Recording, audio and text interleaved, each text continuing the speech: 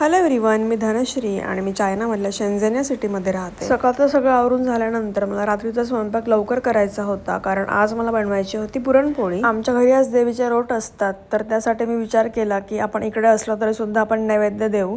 जे कोणी खानदेशी असतील ते रिलेट करू शकता.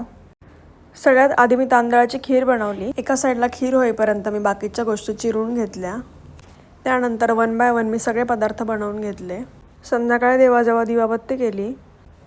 तळण आणि पुरणपोळी करायचं फक्त बाकी होतं, तर मी ते सुद्धा करून घेतलं. इथे खूप वेगळ्या कलरची आणि वेगळ्या प्रकारचे फुलं मिळतात, तर स्वयंपाक झाल्यानंतर मी देवाला खूप छान अशी फुलं वाहिली.